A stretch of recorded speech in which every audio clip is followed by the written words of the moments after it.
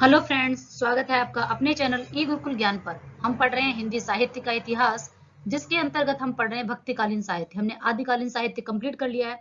भक्तिकालीन साहित्य के भी 2 पार्ट कवर हो चुके हैं। आज हमारा पार्ट 3 है और इसमें हम आगे क्वेश्चंस को समझेंगे ही नहीं, क्वेश्चंस को याद भी करेंगे हमेशा हमेशा के लिए। बढ़ते हैं अपने क्वेश्चंस की तरफ।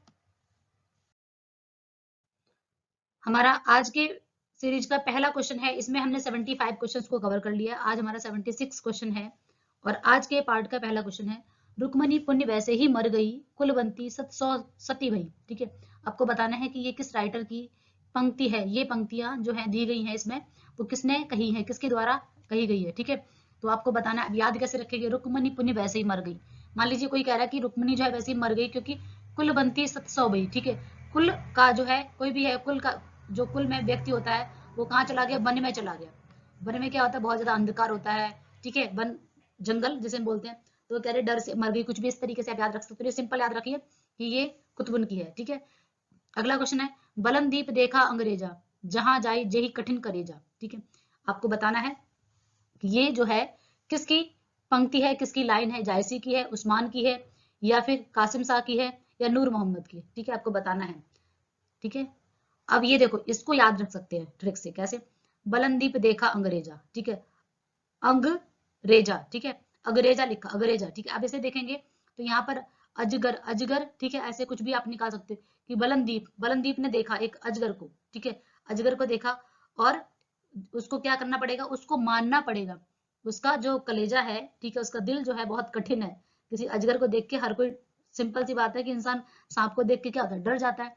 लेकिन बलनदीप ने, एक मान लीजिए किसी का नाम है बलनदीप, ठीक है, उसने अंग्रेज, ठीक है, यहाँ पर क्या है, अजगर, अजगर को देखा। ठीक है, इसको आप ऐसे मान सकते हो, उसका कलेजा कैसा है, कठिन है। ठीक है, मानना पड़ेगा कि अजगर को कोई देख रहा है तो बहुत ही उसको मानना पड़ेगा, उसको मानना पड़ेगा। तो क्या हो जाएगा, उस्मान। अगला है, जानत है वह सिरजनहारा, जो कछु है मन मरम हमारा, हिंदू मग तर पाँव न रखियो, काजे बहुत हिंदी बखाओ। ठीक है, ये जो है वो किसने लाइन कही गई है, आपको बताना है। ठीक है, ये पंक्ति किसके द्वारा कही गई है, ये है आपके नूर मोहम्मद के द्वारा। किसने कही है, नूर मोहम्मद ने। ठीक है, अगला है, तन चित उर मन राजा कीना, ही सिंगल बुद्धि पद्मनी चीना। इस पंक्ति की, अब इसमें देखिए, ये जो है पद्मावती का है। इसमें सबको क्या बनाया गया है, एक ना एक वो बनाया गया है। ठीक है, काल्पनिक है, सॉरी, ये काल्पनिक, इसमें कुछ पात्र दिए गए हैं और बाद में आध्यात्मिक है। तो यहाँ पे तन चित्तौर, चित्तौर मतलब तन जो है वो चित्तौड़, चित्तौड़गढ़ को बताया गया। किसको बताया, चित्तौड़ को। मन राजा की न, जो मन है वो, ठीक है, ही सिंगल, ही मतलब हृदय, हृदय को सिंगल दीप बताया गया। और बुद्धि किसको बताया गया है, किसका किसको प्रतीक माना गया, ये क्वेश्चंस भी आते हैं इसमें। तो बुद्धि का प्रतीक किसको माना है, पद्मिनी को। ठीक है, जयसी के द्वारा जो पद्मावत लिखी गई है उसमें से ये पंक्तियां ली गई हैं। ठीक है, इसी प्रकार से तोता किसका प्रतीक है, गुरु किसका प्रतीक है। ठीक है, ये सारा उसमें पात्र दिए गए हैं। जब अब आपको डिटेल में पढ़ाएंगे तब आपको सारी चीजें बताएंगे कि कौन किसका प्रतीक है इसमें। अगला क्वेश्चन है, कबीर ने अपनी झाड़ फटकार के द्वारा हिंदुओं और मुसलमानों का कट्टरपन दूर करने का जो प्रयत्न किया वह अधिकतर चढ़ाने वाला सिद्ध हुआ है, हृदय को स्पर्श करने वाला नहीं। ठीक है, पंक्ति में अब यहाँ पर बताया गया कि कबीरदास जी ने, आपने जो कबीरदास की ना पंक्तियां पढ़ी होंगी, दोहे पढ़े होंगे, कि अक्सर उन्होंने समाज पे जो गलत चीजें थी, बाह्य आडंबर था, उन्होंने उसका इस तरीके से विरोध किया कि वो हृदय को स्पर्श कम कर रही, चढ़ाने वाली ज्यादा लग रही है। कि जैसे हिंदू किस तरीके से पूजा पाठ करते हैं, मुस्लिम कैसे करते हैं, जो बाह्य आडंबर कबीरदास जी ने ले। अब यहाँ पर अलग अलग आलोचक, उनके अपने तरीके से मत हैं। उनका ऐसा कहना है कि उन्होंने चढ़ाने वाला ज्यादा किया है, ना कि वो उन्होंने हृदय को स्पर्श किया। तो इसमें एक ही कवि है जिन्होंने कबीरदास के बारे में बहुत ज्यादा कुछ नहीं लिखा, उन पर ज्यादा प्रकाश नहीं डाला है। ठीक है, भक्ति काल के जो कवि है, आचार्य रामचंद्र शुक्ल ने तुलसीदास के बारे में, बाकी कवियों के बारे में काफी कुछ लिखा है, लेकिन कबीरदास के बारे में कोई प्रकाश नहीं डाला है। ठीक है, और कुछ ऐसा भी नहीं कहा जो जबकि कबीरदास ने बहुत कुछ हमारे साहित्य में, बहुत सी रचनाएं, साखी, शबद, रमैनी, बीजक में संकलित है। आचार्य हजारी प्रसाद द्विवेदी ने लिखा है कबीरदास के बारे में, लेकिन आचार्य रामचंद्र शुक्ल ने बहुत ज्यादा प्रकाश नहीं डाला उनके ऊपर। ठीक है, एक तरीके से कह सकते हो कि इग्नोर किया, ऐसे मान सकते हो। अगला क्वेश्चन है, माधवानल कामकंदला काव्य रचना की रचयिता कौन है। माधवानल कामकंदला काव्य रचना जो है वो किसकी है, इंपॉर्टेंट रचना है, आपको बताना है कि ये किसकी है। ये गणपति जी की है। ठीक है, माधवानल कामकंदला किसकी है, गणपति की। ठीक है, अगला, हिंदी साहित्य की पीठिका के रचनाकार कौन है। हिंदी साहित्य की पीठिका आपको बताना है, ये किसकी है, ये है आपका डॉक्टर राजबली पांडे। किसकी रचना है? डॉक्टर राजबली पांडे की। ठीक है, अगला क्वेश्चन, रस रत्न के रचयिता कौन है? रस रत्न, रस गन्ने का रस या किसी का रस हम जब है ना उसे पुहकर पीकर, ठीक है, आप यहाँ रस को हम क्या करते हैं? पीते हैं। ठीक है, पुहकर पीकर, रस को क्या करते हैं? पीते हैं। तो याद रख सकते हो रस रत्न किसकी रचना? पुहकर कवि की। पुहकर कवि रस को हम क्या करते हैं? पीकर, किसी चीज को रस है ना, हम जैसे आप देखते हो गन्ने का रस पीते हैं, किसी का भी पीते हैं तो क्या करते हैं? पीते हैं उसे। तो रस रत्न किसके? पुहकर। अगला क्वेश्चन, नल दमयंती प्रेमाख्यान काव्य की रचना कौन कौन है? रचनाकार कौन है? आपको बताना है। रहीम, मुल्ला दाऊद, कासिम शाह या नरपति। आपको बताना है इसमें से 4 ऑप्शन में से कौन सा आंसर है आपका। नल दमयंती प्रेमाख्यान काव्य के रचनाकार कौन है? नल दमयंती, ठीक है, नल दमयंती, नरपति व्यास, नल दमयंती नरपति व्यास, एक जैसे नाम भी लग रहे हैं। नरपति नल दमयंती, नरपति नल दमयंती। ठीक है, अगला क्वेश्चन है नल चरित्र। ध्यान रखना है ये नल दमयंती है, यहाँ पे नल चरित्र है। ठीक है, ये क्वेश्चन आपको ध्यान रखना है, ये नल चरित्र है। दोनों क्वेश्चन अलग है, दोनों में नल लगा हुआ है। नल दमयंती नरपति, नल दमयंती नरपति व्यास। ठीक है, यहाँ पर कौन है आपको बताना है। नल चरित्र के जो है रचयिता कौन है? कौन है, किसने लिखा ये आपको बताना है आंसर। ये है आपके मुकुंद सिंह। कौन है? मुकुंद सिंह। नल चरित्र के कौन है? मुकुंद सिंह। ठीक है, अगला क्वेश्चन है छिताई वार्ता जो कि कल्पना और इतिहास का अद्वितीय ग्रंथ माना जाता है कि रचनाकार कौन है? नरपति व्यास, कासिम शाह, नारायण दास या नूर मोहम्मद। ठीक है, इसको याद रख सकते हो। देखो हर एक रचना को ना हम ट्रिक से नहीं कर सकते, जो याद करने वाली उसे आप याद करने का तरीका एक ही है, बार बार सुनते रहे, बार बार पढ़ते रहे, आप याद हो जाएगी। 2 से 3 बार वीडियो सुन भी लेंगे तो भी आपको याद हो जाएगी। ठीक है, छिताई वार्ता। ठीक है, छिताई वार्ता का मतलब क्या हो गया? छिताई, इसमें आप ताई को निकाल लो। ताई जो है, ठीक है, ताई जो है वो क्या करती है? नारायण भगवान की क्या सुनाती है? वार्ता सुनाती है। वार्ता मतलब बातें। ठीक है, ताई जो है वो क्या करती है? नारायण भगवान की क्या सुनाती है? वार्ता सुनाती है, कथा सुनाती है, वार्ता सुनाती है। तो उम्मीद है आपको ये याद रहेगी। ठीक है, अगला है कहरनामा के रचयिता कौन है? कहरनामा, ठीक है, इसको भी याद रख सकते हो ट्रिक से। कैसे रख सकते हो? कहरनामा, कहर, कहर जाय से, जाय कैसे आपने देखा गांव की भाषा में जाय, ठीक है, कहर ढा दिया किसी ने, जाय ने। ठीक है, जायसी, जाय, जाय ने, ठीक है, या जाई ने, इस तरीके से बोल सकते हो, इसी ने। ठीक है, जाई ने कहर ढाया, कहरनामा, जाई ने कहर। ठीक है, आप ऐसे याद रख सकते हो जायसी, जायसी का क्या है? कहरनामा। ठीक है, ये रचना किसकी है? जायसी की है। कहरनामा किसकी है? जायसी, जायसी। ठीक है, आप इसको 2-3 रिपीट करके देखेंगे तो आपको लगेगा बोल रहा है किसी व्यक्ति की तरफ सारा जायसी, कहरनामा। ठीक, कहरनामा मतलब क्या हो जाएगा? कहर। ठीक है, अगला क्वेश्चन है जायसी किस सूफी फकीर के शिष्य थे? या फिर ऐसे बोल सकता है क्वेश्चन कि जायसी के गुरु का क्या नाम था? दोनों में से एक ही बात है कि कौन से शिष्य किसके शिष्य हैं या इनके गुरु का क्या नाम है। दोनों में से कोई से भी क्वेश्चन आपसे पूछा जा सकता है। तो जायसी जो है सूफी मत के परंपरा के हैं, सूफी। तो इनके जो गुरु का नाम बताना है आपको। कौन है? शेख मोहंदी। कौन है? शेख मोहंदी। ठीक है, ये किसके गुरु का नाम है? ये जायसी के गुरु का नाम शेख मोहंदी। ठीक है, अगला क्वेश्चन है हमारे पास, ईश्वर की विरह की तरह किस मत के भक्तों की प्रधान संपत्ति? ईश्वर का जो विरह है, ठीक है, वो किस मत के भक्तों को प्रधानता है? यहाँ पर जो है वो आपके पूछा गया है कि अलग अलग मत है, सूफी मत, सिख मत, निर्गुण मत, सगुण मत। ठीक है, तो ये आपका कौन सा, आप ध्यान से देखेंगे तो सूफी मत और संत मत दो ही है। तो ये तो वैसे आप हटा सकते हो ऑप्शन को, तीनों अपने आप हट गए।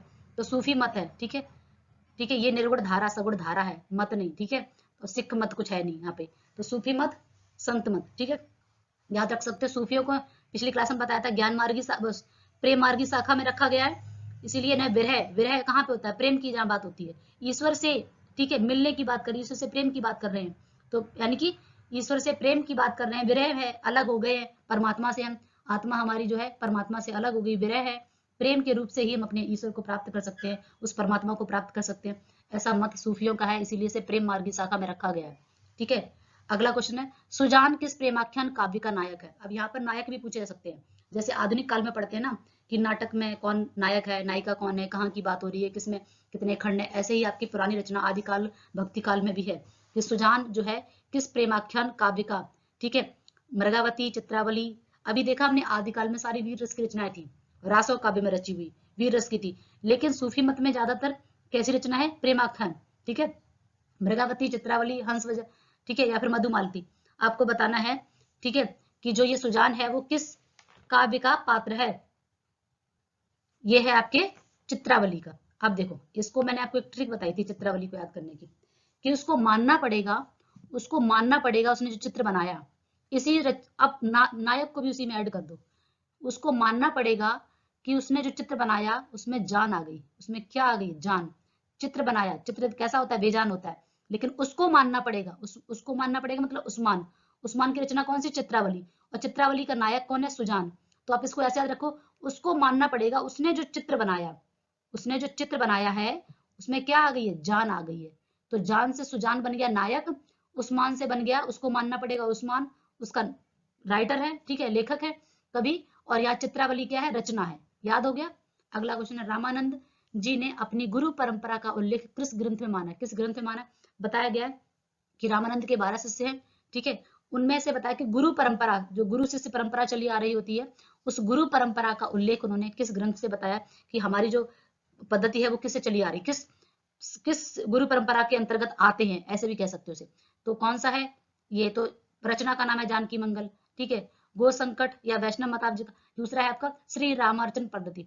अब देखो रामानंद, रामानंद में क्या? राम, ठीक है। यहाँ पर भी क्या है? राम। तो राम अर्चन पद्धति, रामानंद राम अर्चना करते हैं, अर्चना वंदना करते हैं ना, पूजा करते हैं। तो ये है इनका कौन सा गुरु परंपरा? श्री रामार्चन, श्री रामार्चन पद्धति। कौन सी हो जाएगा? श्री रामार्चन पद्धति। राम अर्चना, रामार्चन, राम प्लस अर्चना, कौन सी संधि होगी? दीर्घ संधि। अगला है भक्तमाल के रचयिता कौन है? भक्तमाल, ठीक है। ये बहुत ही रचना पूछी जाती है कि भक्तमाल के रचयिता कौन है? भक्तमाल जो है नावादास की है। किसकी है? नावादास की। कैसे याद रखेंगे? भक्त जो होते हैं नभ के चलते हैं, नभ दास बन के, ठीक है। भक्ति करते हैं, भगवान के दास होते हैं, वो हमेशा झुक के चलते हैं, नभ के चलते हैं। तो भक्तमाल नावादास, ठीक है, नवदास, ठीक है। तो नभ के चलते हैं, दास, भगवान की भक्ति दास रूप में करते हैं। भक्ति तभी हो सकती है जब दास रूप में करते हैं, तो वही यहाँ पर ऐसे आप याद रख सकते हो। अगला क्वेश्चन है, राम रक्षा स्त्रोत, राम रक्षा स्त्रोत के रचयिता कौन है? रामानुज, तुलसीदास, रामानंद या फिर सूरदास? आपको बताना है। आपके सामने ऑप्शन दिए गए हैं कि राम रक्षा स्त्रोत, ठीक है, किसकी रचना है?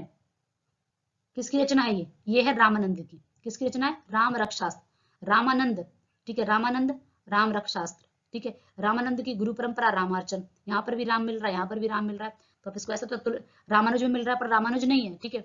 राम रक्षास्त्र, राम के नंदन, तो राम के नंदन, हर कोई अपने नंद मतलब क्या होता है? पुत्र, ठीक है। राम रक्षास्त्रोत, रक्षा करना, कुछ ऐसे आप थोड़ा बहुत कनेक्ट करके इसे याद रख सकते हो। अगला क्वेश्चन है, वैष्णव भक्ति के प्रतिपादक, ठीक है, आचार्य कौन है? प्रतिष्ठापक आचार्य कौन है? वैष्णव भक्ति के प्रतिष्ठापक आचार्य कौन है? किसने वैष्णव भक्ति को प्रतिपादित किया है? रामानुज ने, तुलसीदास ने, कबीरदास ने या रामानंद ने? तो एक ही है इसमें, कौन है? आपके रामानुजाचार्य, रामानुजाचार्य। अगला क्वेश्चन है, किस आदि काव्य को राम कथा का मूल स्रोत माना जाता है? कि राम कथा का मूल स्रोत किस रचना में है, ठीक है। अब देखिए आप, राम की भक्ति दो लोगों ने सबसे ज्यादा की है। कौन कौन है इसमें? एक तो है आपके, कौन है? तुलसीदास। और उससे भी पहले अगर देखा जाए तो सीता जी कहाँ गई थी? वनवास में। जहां पर हमने देखा कौन है वो? वाल्मीकि जी, जिन्होंने लवकुश को, है ना, रामायण के बारे में पूरा बताया, सीता माता के साथ उनकी रक्षा की उनको। तो ये वाल्मीकि रामायण सबसे पहले आती है। जब राम का मूल, राम के बारे में कहाँ से पता चला? वाल्मीकि रामायण। तुलसीदास तो बहुत बाद में आए, और तीनों ही रचनाएं तुलसीदास की हैं। रामचरितमानस, जानकी मंगल, पार्वती मंगल, ये तीनों ही रचनाएं किसकी हैं? ये हैं तुलसीदास की। लेकिन ये वाल्मीकि रामायण जो है, इसमें पता चलता है मूल स्रोत की बात हो रही है, ठीक है। यहाँ पर भगवान राम के बारे में सबसे पहले जब सीता माता जी को गृह त्याग दिया था उन्होंने, लवकुश का जन्म हुआ था किसके? वाल्मीकि कुटिया में, वहीं पर वाल्मीकि जी ने बताया था, रामायण लिखी हुई थी, ठीक है। अगला है, अष्टयाम के रचनाकार कौन है? अष्टयाम, अष्टयाम मतलब 8 पहर, ठीक है। दिन में जो 8 पहर होते हैं, 8 पहर, तो अष्टयाम। अब अष्टयाम भगवान की सेवा, विठलनाथ और ये आप देखेंगे कि जो हमने अष्ट छाप कवि बनाए हैं, तो 8 पहर वो जो हमने, मतलब हमने रचना पढ़ी है कि जो अष्टछाप कवि है वो क्या करते थे? भगवान की सेवा करते थे, दास बनकर 8 पहर। तो अष्टयाम नाभादास, फिर से आ गया ना, नाभादास। ये अष्टयाम किसकी है? नाभादास की है। अगला है, अंगद पैज काव्य के रचनाकार कौन है? अंगद पैज, ठीक है। अंगद पैज, आप इसको याद कर, बहुत आसान तरीके से याद रख सकते हो कि अंगद, अंगद ने क्या किया था? रावण को भी शर्मिंदा कर दिया था, ठीक है। अपना पैर जमा दिया था, और स्वयं रावण आ गया था अंगद के पैर को पकड़ने के लिए। तो भगवान की कृपा थी, अंगद पर इतनी शक्ति जो आई थी कि रावण को जाके ललकार दिया था ईश्वर, भगवान राम की कृपा थी, ईश्वर की कृपा थी कि अंगद में भी साहस आ गया कि रावण को ललकार दिया, है ना। तो ये ईश्वर की कृपा की वजह से ऐसा हो पाया। अंगद पैज किसकी रचना है? ईश्वर दास की। किसकी रचना है? ईश्वर दास की। याद हो जाएगा। अगला क्वेश्चन है, तुलसी चरित्र रचना किसकी है? तुलसी चरित्र रचना किसकी है? तुलसी चरित्र आपको बताना है किसकी रचना है। ठीक है, ऑप्शन दिए हैं रघुबर दास, नरहरिदास, वेणी माधव या तुलसीदास। तो तुलसीदास जी की नहीं है ये, ठीक है। रघुबर किसकी है? तुलसी, ठीक है। रघुबर दास किसकी है? रघुबर दास। अगला है, मूल गोसाई चरित्र के रचयिता कौन है? मूल गोसाई, ठीक है। मूल गोसाई जो है वेणी माधव की है। किसकी रचना है? वेणी माधव की है मूल गोसाई, ठीक है। वेणी माधव। तुलसीदास जी के गुरु का क्या नाम है? ये तो बहुत आसान प्रश्न है और ये पता होगा, अगर आप हिंदी साहित्य पढ़ रहे हैं। ये तो बहुत ही आसान प्रश्न है। नरहरियानंद, ठीक है। नरहरियानंद ये कौन है? तुलसीदास जी के गुरु का नाम है।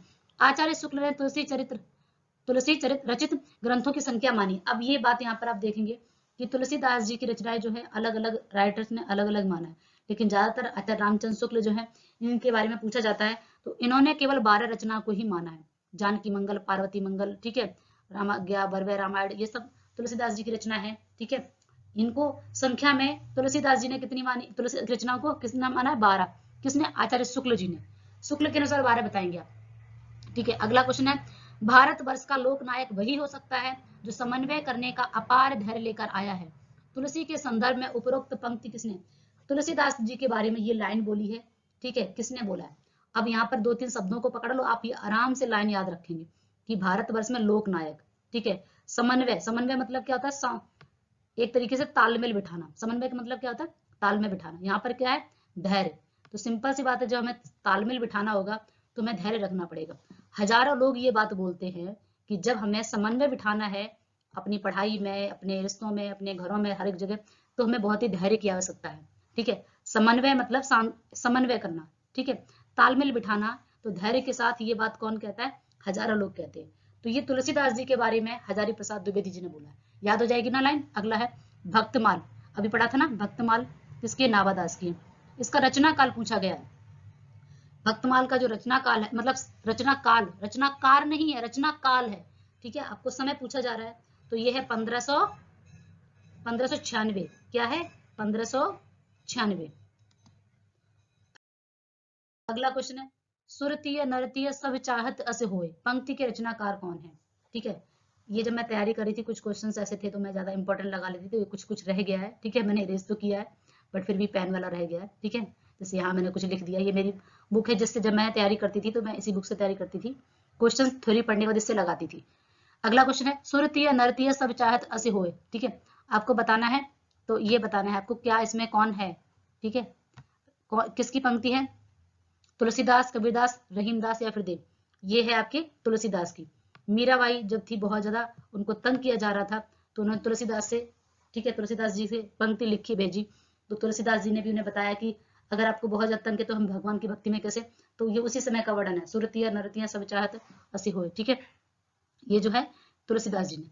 अगला है, लाज न आगत आपको दौरे आहू साथ, दिख दिख ऐसे प्रेम को कहा कहूँ मैं नाथ, ठीक है। ये देखो ध्यान से, बहुत ही आसान है, बहुत प्रचलित है, आए दिन आप देखते हो किसी को भी ऐसे बोल देते हो कि क्या तुलसीदास बन गए हो, है ना। कई बार होता है ना कि कोई पत्नी से बहुत ज्यादा स्नेह करता है तो बोलते क्या तुलसीदास बन गए। इसका मतलब क्या है कि तुलसीदास अपनी पत्नी से बहुत प्रेम करते थे। जब एक बार उनकी पत्नी अपने मायके चली गई, तुलसीदास जब अपने घर में आते हैं, देखते हैं कि उनकी पत्नी नहीं है, तो वो उतनी ही रात को उसी समय चले जाते हैं। और पहले फोन वोन तो हुआ नहीं करते थे, वो चुपके से पीछे से क्या करते हैं, दीवार पे एक सांप लटक रहा होता है, अपनी पत्नी के प्रेम में उन्होंने देखा नहीं और उस पर सांप पकड़ के चढ़ जाते हैं, ऐसे मान्यता है, ठीक है। जब उन्होंने देखा कि जब अंदर आ जाते हैं, उनकी पत्नी पूछती है कि आप कैसे आए, देखा तो वहां पे सांप था, तो उन्हें बहुत इस चीज पे थोड़ा ग्लानि महसूस हुई और उन्होंने ये चीज बोली कि लाज ना आवत, कि आपको लाज नहीं आती ऐसे प्रेम का क्या फायदा, क्या करूं मैं नाथ, इतना प्रेम अगर तुम अपनी भक्ति में लगाओ, भगवान के लिए लगाओ तो शायद कुछ।